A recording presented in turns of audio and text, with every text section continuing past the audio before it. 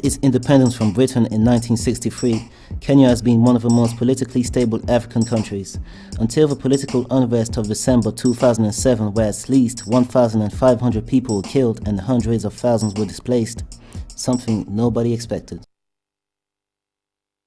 As you may be aware, in Kenya we conduct our elections every 5 years. And last year, 2007 December, we had our elections, general elections, electing the president, members of parliament, and local authorities electing councillors. The election went well.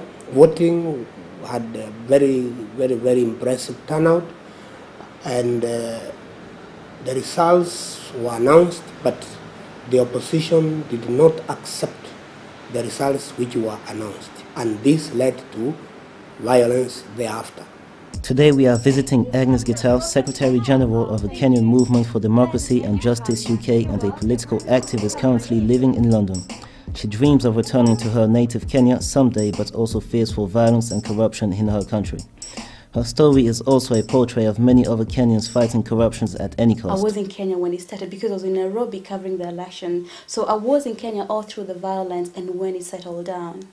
What did you see? Well, I must say that it was very traumatic. First of all, I'm very patriotic. I love my nation so much. To see Kenyans being killed or being chased away from their homes just because they spoke a different language.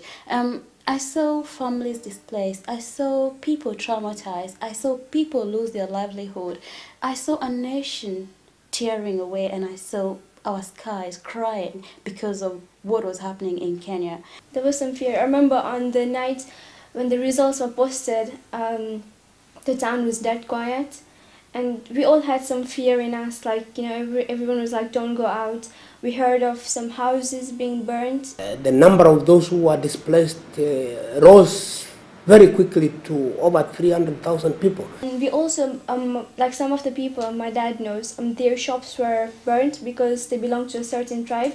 With more than 40 tribes in Kenya, this crisis might have reignited historical tribal tensions. We are strained, but we cannot tear because we are bound together in love, marriage, partnership, business associations. You know, we all work together regardless of what tribe you belong to, and it's impossible to tear this apart. We have quite a large number of Kenyan community in UK. Estimates put it at between 90,000 to 130,000 people. But what can Kenyans far away from home do to improve this situation? I can help so much here, as much as I can do in Kenya. Here I can pressure the government. Here I can work with the like-minded people, come together, maybe do stuff that will help my nation back. You know, when I'm at home, I think I can do as much as I can do at home. I can do it right here. And it will have such an effect in Kenya, I think.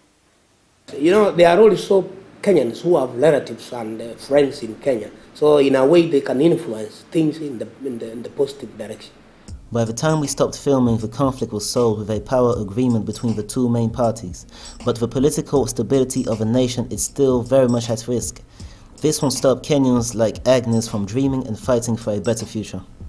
My life is in Kenya, and no matter what, even though it's burned to ashes, my plans are still to live and retire in Kenya. That has not changed.